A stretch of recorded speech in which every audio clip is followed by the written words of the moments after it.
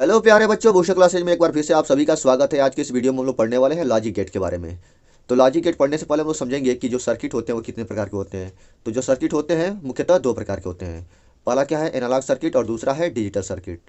तो यहाँ पर जो एनालॉग सर्किट है उसमें जो विभव का मान होता है, उसमें जो वोल्टेज होता है वह सतत रूप से बदलता है। जैसे यहाँ पर सतत रूप से बदल रहा है, +5 और -5 के बीच में जितनी भी संभव संख्याएं हैं वो सभी इसमें हम लोग वोल्टेज के रूप में प्राप्त कर सकते हैं। जबकि जो डिजिटल सर्किट होता है उसमें क्या होगा, या तो यहाँ पर अगर हम इसकी बात करें तो या तो 5 वोल्ट दिया गया है या तो फिर 0 वोल्ट है, या फिर यहाँ पर फिर से या तो 5 वोल्ट है या तो 0 वोल्ट है। यानी इसमें हम लोग सिर्फ दो ही संभव मान देख रहे हैं, या तो 5 और या तो 0। जिसको हम लोग क्या बोलेंगे, इसको हम लोग बोलते हैं डिजिटल सर्किट।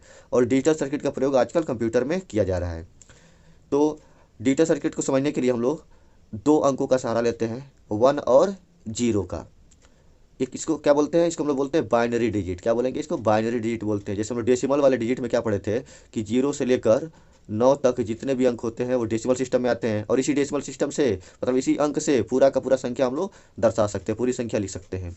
वैसे ही कंप्यूटर में हम लोग सिर्फ 1 और 0 का प्रयोग करते हैं, और इसी की हेल्प से हम लोग कोई भी डेटा सुरक्षित कर सकते हैं या भेज सकते हैं।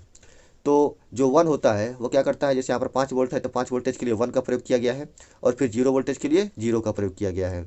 वैसे ही अगर स्विच की बात की जाए तब क्या होगा, अगर स्विच ऑन है तो 1 का प्रयोग करते हैं, और ऑफ है तो 0 का प्रयोग करते हैं। वैसे ही अगर बल्ब की बात की जाए तो बल्ब अगर जल रहा है तो 1 का प्रयोग करेंगे, और बुझा हुआ है तो 0 का प्रयोग करेंगे। वैसे ही अगर कोई उत्तर हाँ में है तो 1 का प्रयोग करते हैं, और नहीं में है तो 0 का प्रयोग करते हैं। हो गया क्लियर? चलिए आगे बढ़ते हैं। तो सबसे पहले हम लोग पढ़ेंगे यहाँ पर लॉजिक गेट क्या होता है। गेट क्या होता है, इसमें हम लोग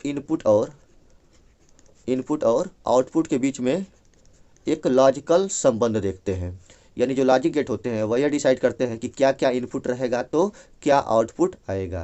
अब जो लॉजिक गेट होते हैं वह वैसे तो मुख्यतः दो प्रकार के होते हैं। पहला क्या होता है, मूल लॉजिक गेट, और दूसरा होता है यूनिवर्सल यानी सार्वत्रिक लॉजिक गेट। अब जो मूल लॉजिक गेट है उसमें तीन है, आर गेट है, एंड गेट है, नॉट गेट है। और वैसे ही सार्वत्रिक में एक नैंड गेट है और एक नार गेट है। इसमें तीन है, आर, एंड और नॉट।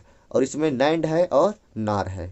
इसको हम लोग सार्वत्रिक इसलिए बोलते हैं क्योंकि इन दोनों की हेल्प से हम लोग कोई भी अन्य लॉजिक गेट प्राप्त कर सकते हैं। जैसे यहाँ पर एंड की हेल्प से हम लोग आर भी प्राप्त कर सकते हैं, आर गेट भी प्राप्त कर सकते हैं, एंड गेट भी प्राप्त कर सकते हैं, नॉट गेट भी प्राप्त कर सकते हैं। उसी तरह से नार की हेल्प से हम लोग और गेट भी प्राप्त कर सकते हैं, एंड गेट भी प्राप्त कर सकते हैं, नॉट भी प्राप्त कर सकते हैं, और यहाँ तक कि नैंड गेट भी प्राप्त कर सकते हैं। और इसी तरह से नैंड गेट की हेल्प से हम लोग इन तीनों को तो प्राप्त करेंगे ही, साथ में नार गेट को भी प्राप्त कर सकते हैं।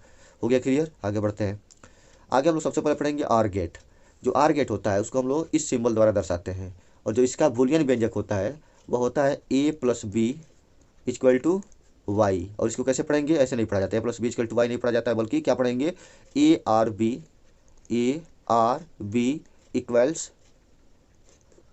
वाई। कैसे पढ़ेंगे, a r b=y। Are get को हम लोग इस सर्किट से समझने की कोशिश करेंगे, और जो भी इसमें डेटा मिलेगा उसको हम लोग इस सत्यता सारणी में दर्शाएंगे। इसको हम लोग क्या बोलते हैं, सत्यता सारणी।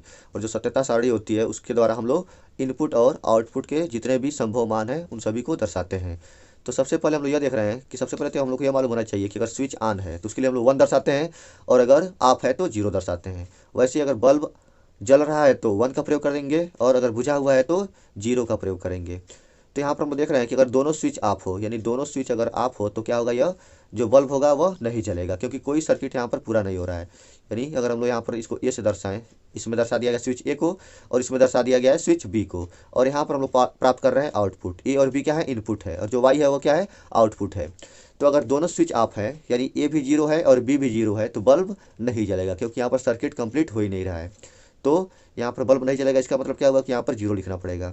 फिर अगर ए ऑन है और बी ऑफ है, यहाँ पर ए ऑन है और बी ऑफ है, तब क्या होगा, तब भी इधर से होकर यह सर्किट पूरा हो जाएगा। जब सर्किट पूरा होगा तो बल्ब जलेगा। फिर अगर यहाँ पर हम देखें तो अगर ए को ऑफ कर दिया जाए और बी को ऑन कर दिया जाए तब क्या होगा, यहाँ पर ए को ऑफ कर दिया गया और बी को ऑन कर दिया गया तो ये बल्ब जलेगा। यानी जब जलेगा तो इसके लिए हम लोग 1 का प्रयोग करेंगे। और फिर से अगर दोनों को ऑन कर दिया जाए, ए को भी ऑन कर दिया जाए, बी को भी ऑन कर दिया जाए, तब क्या होगा, यहाँ पर भी 1 हो गया, यहाँ पर भी 1 हो गया, और जब यहाँ पर जब दोनों को हम लोग ऑन कर देंगे तब ये सर्किट पूरा होगा, और जब सर्किट पूरा होगा तो बल्ब जलेगा। तो इस तरह से हम लोग सत्यता सारणी प्राप्त कर लिए हैं। तो इसमें 0 तभी प्राप्त होगा जब दोनों 0 हो, अन्यथा किसी भी स्थिति में हमेशा 1 1 ही प्राप्त होता है। हो गया क्लियर? चलिए अब इसको हम लोग समझेंगे तरंग रूप में। तरंग रूप में हम लोग कैसे समझेंगे, तो सबसे पहले तो जो सत्यता सारणी लिखा गया था फिर से इसको रिपीट कर लिया जाए। जैसे क्या लिखा गया था, ए बी, और यहाँ पर क्या मिल रहा था, वाई मिल रहा था। यह जीरो है, यह जीरो है, तो यहाँ पर जीरो आएगा। फिर यहाँ पर वन है, यहाँ पर जीरो है, तो यहाँ पर वन होगा। फिर यहाँ पर जीरो है, यहाँ पर वन है, तो यहाँ पर वन मिलेगा। फिर अगर दोनों वन है तब भी वन ही मिलता है। तो यहाँ पर हम दोनों इनपुट को दर्शाएंगे। यहाँ पर मान लेते हैं कि इसमें ए है और इसमें बी है, और इसमें हम लोग आउटपुट जो प्राप्त कर रहे हैं वह वाई है। तो सबसे पहले हम लोग इस लाइन को देखेंगे, इस पंक्ति को देखेंगे। तो यहाँ पर हम लोग देख रहे हैं कि जो ए है वह जीरो है, बी भी क्या है, जीरो है। यहाँ पर ए क्या है, ए जीरो है और बी भी जीरो है। तो जो आउटपुट निकलेगा वह क्या होगा, वह भी जीरो ही होगा। जैसे यहाँ पर हम क्या देख रहे हैं, जब दोनों जीरो है तो जो आउटपुट है वह भी जीरो है। अब दूसरे वाले हम लोग देख रहे हैं कि जो ए का मान है वह वन हो गया है। कहाँ पहुँच गया, यह वन पर पहुँच गया है।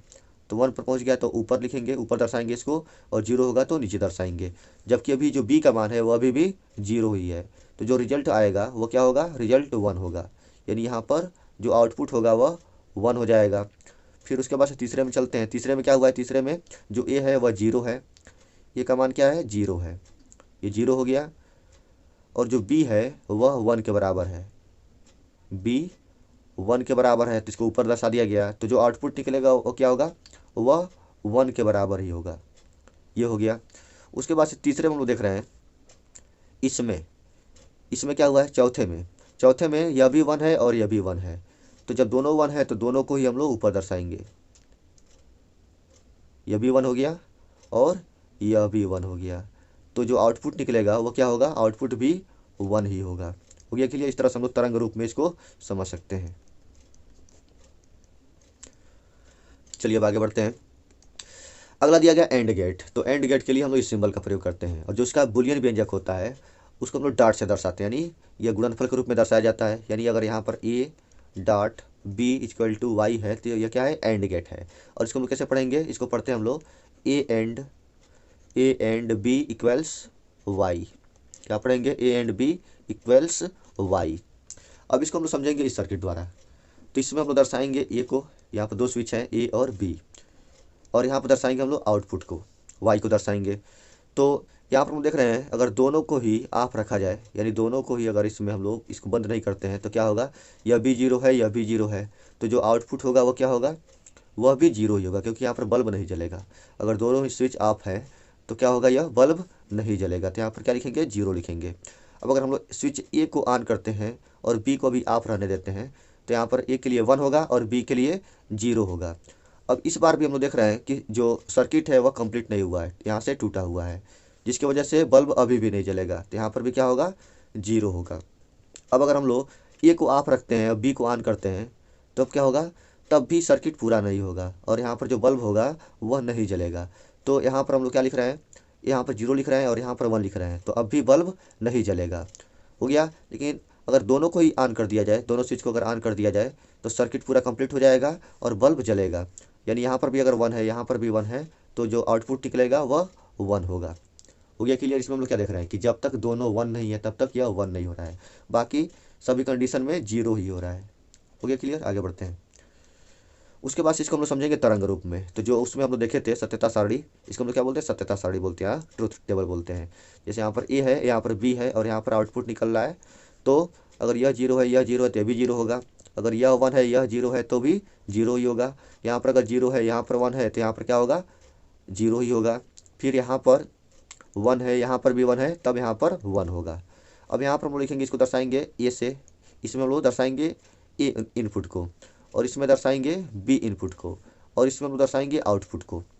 तो सबसे पहले तो ए जीरो है, ए जीरो है और बी भी जीरो है, तो बी जीरो है तो इसको भी नीचे ही दर्शाया जाएगा। तो जो रिजल्ट आ रहा है, जो आउटपुट आ रहा है वो भी जीरो ही आ रहा है। फिर अब क्या हुआ है, दूसरे में हम लोग देख रहे हैं कि जो ए का मान है वह वन है, तो वन है तो उसको हम लोग दर्शाएंगे ऊपर, और जो बी का मान है वह अभी भी जीरो ही है तो इसको दर्शाएंगे नीचे। तो जो आउटपुट निकल रहा है वह जीरो ही निकल रहा है तो इसको भी हम लोग नीचे ही दर्शाएंगे। उसके बाद से तीसरे में हम लोग देख रहे हैं कि जो ए है वह हो गया है जीरो। ये कितना हो गया है, यह हो गया है जीरो के बराबर, तो जीरो है तो नीचे दर्शा दिया गया। और फिर जो बी का मान है वह वन के बराबर हो गया है, तो वन है तो ऊपर दर्शाया गया इसको। उसके बाद से फिर जो रिजल्ट आ रहा है वो क्या है, अभी भी जीरो ही है, तो अभी भी यहाँ पर हम लोग जीरो ही दर्शाएंगे। उसके बाद से फिर चौथे में देख रहे हैं हम लोग कि यह भी 1 है, यह भी 1 है, यानी ए का मान भी 1 है, यह 1 है, और जो बी का मान है वह भी 1 है। तब जाके आउटपुट जो है वह 1 हो रहा है, यानी जब दोनों 1 के बराबर होगा तब भी आउटपुट 1 निकलेगा, अन्यथा 0 ही होगा। चलिए ये क्लियर हो गया, आगे बढ़ेंगे। आगे दिया गया नॉट गेट। तो नॉट गेट सबसे आसान गेट है। इसमें क्या होता है, इसको दर्शाने के लिए हम लोग इस संकेत का प्रयोग किया जाता है, और इसका जो बूलियन व्यंजक होता है उसके लिए हम लोग ए बार का प्रयोग करते हैं, और यहाँ पर लिखा जाएगा वाई, और इसको पढ़ेंगे कैसे, नॉट ए इक्वल्स वाई,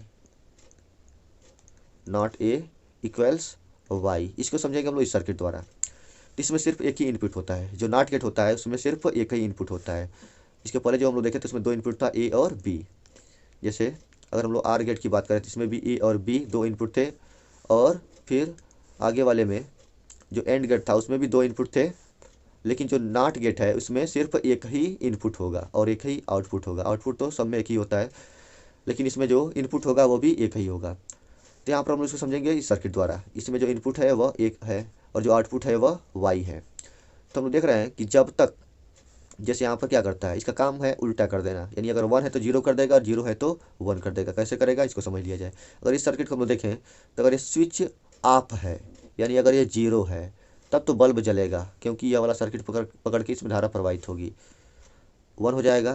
लेकिन जो ही हम लोग स्विच को ऑन करेंगे, यानी ए के मान को 1 करेंगे, तो यहाँ पर शॉर्ट सर्किट हो जाएगा और बल्ब बुझ जाएगा। तो यहाँ पर क्या हो जाएगा, बुझने के लिए 0 का प्रयोग कर देंगे। इसमें हम लोग क्या देख रहे हैं, 0 का 1 हो जाता है, 1 का 0 हो जाता है। यानी क्या करता है, यह इन्वर्जन करता है, यानी जो भी हम लोग को इनपुट मिलता है उसको इन्वर्ट कर देता है। 0 को 1 कर देगा, 1 को 0 कर देगा।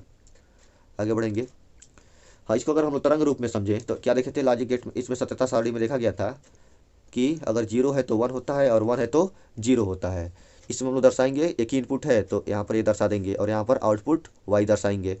तो हम लोग देखे थे कि अगर 0 है तो जो आउटपुट निकल रहा था वह 1 निकल रहा था, लेकिन जब यह 1 के बराबर है, यानी जब इनपुट 1 है तो जो आउटपुट है वह 0 हो जाता है, यानी पूरी तरह से यह तरंग को उल्टा कर देता है, इन्वर्ट कर देता है। हो गया क्लियर। चलिए आगे बढ़ते हैं। आगे हम लोग पढ़ेंगे लॉजिक गेटों का संयोजन।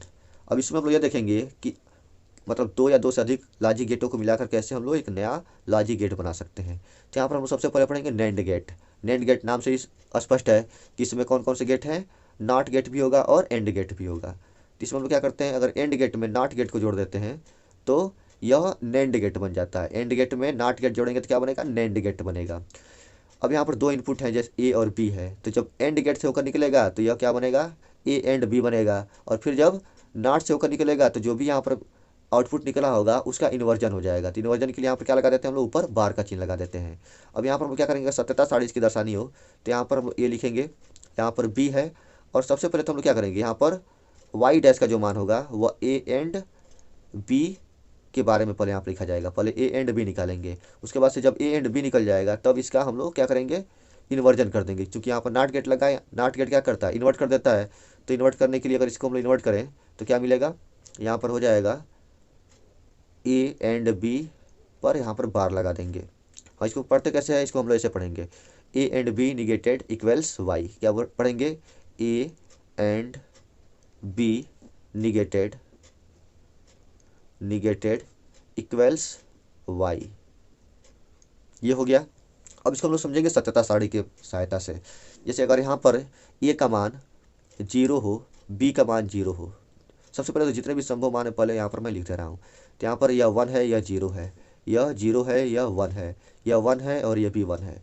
तो सबसे पहले 0 और 0 जब एंड गेट से होकर निकलेंगे तो जो आउटपुट निकलेगा वो क्या होगा, 0 होगा। उसके बाद से जब इसका इन्वर्जन होगा तो 0 का इन्वर्जन क्या होगा, 1 के बराबर होगा। फिर 1 और 0 से होकर जब आउटपुट निकलेगा एंड से होकर, तब क्या निकलता है, 0 निकलता है। अभी हम लोग देखे थे क्या होता है, 0 होता है। 0 का उल्टा क्या होगा, 1 हो जाएगा। फिर 0 और जब 1 रहता है तब भी क्या आउटपुट निकलता है नैंड के लिए, तो यहाँ पर निकलता है 0, और 0 का उल्टा क्या हो जाएगा, 1 हो जाएगा।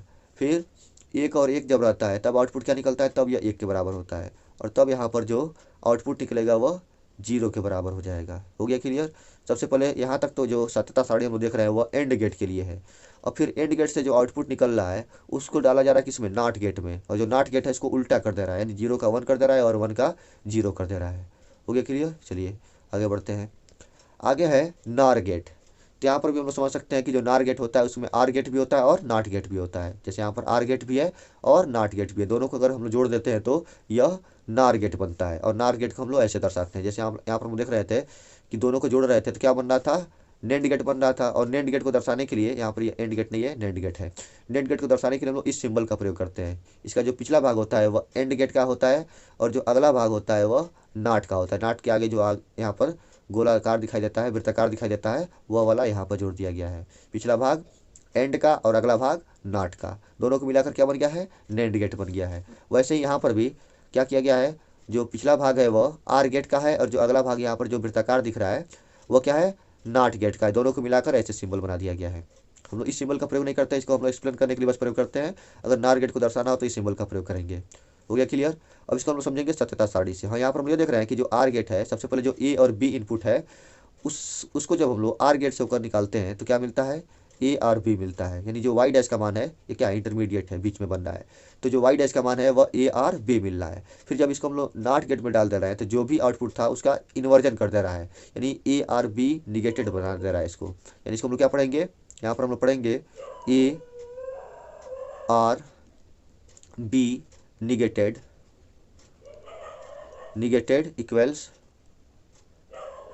Equals Y. इसको हम समझेंगे सत्यता सारणी के माध्यम से। यहाँ पर है ए, यहाँ पर है बी, यहाँ पर हम लोग बीच में जो इंटरमीडिएट पा रहे हैं यानी वाई डैश का जो मान मिल रहा है वो किसके बराबर है, ए आर बी के बराबर। अब इसका जब इन्वर्जन हो रहा है तो वाई का जो फाइनल आउटपुट मिल रहा है वह हो रहा है ए प्लस बी और यहाँ पर लगा दे रहे हैं बार। तो सबसे पहले हम देखेंगे कि यहाँ पर भी अगर जीरो हो और यहाँ पर भी जीरो हो तो जो आउटपुट निकलता है आर गेट से, सिर्फ अभी हम लोग किस पर ध्यान देंगे, आर गेट पर, तो क्या निकलता है, यह होता है जीरो के बराबर। किसके बराबर होता है, जीरो के बराबर होता है। जो आउटपुट होगा वह जीरो होगा। फिर जब यहाँ पर 1 रहेगा और यहाँ पर जीरो रहेगा तब क्या आउटपुट निकलता है आर गेट में, तो यहाँ पर निकलता है 1। फिर जब यहाँ पर जीरो होता है, यहाँ पर 1 होता है तब भी 1 निकलता है आउटपुट। फिर जब यहाँ पर 1 रहता है, यहाँ पर भी 1 रहता है, तब यहाँ पर क्या आउटपुट निकलता है, तब भी यहाँ पर 1 ही निकलता है। जैसे यहाँ पर हम देखे थे जो आर गेट था उसकी सत्यता सारणी पहले हम लोग बना लिए हैं, ऐसे ये वाला सत्यता सारणी। उसके बाद से हम लोग इसी का प्रयोग करते हुए नार गेट का भी सत्यता सारणी तैयार करेंगे। तो यहाँ पर क्या हुआ है, 0 और 0 से आउटपुट 0 निकला है, 1 और 0 से 1 निकलेगा, 0 और 1 से 1 निकलेगा, 1 और 1 से 1 निकलेगा। फिर इसको हम लोग भेजते हैं नॉट गेट में। जब नॉट गेट में जाएगा तो जो 0 होगा उसको बना देगा यह 1, जो 1 होगा उसको बना देगा 0, फिर जो 1 है उसको बना देगा 0, फिर यहाँ पर भी जो 1 है उसको बना देगा 0। हो गया क्लियर। तो इस तरह से हम लोग सभी लॉजिक गेट को समझ चुके हैं। आज के लिए बस इतना ही, मिलते हैं अगले वीडियो में।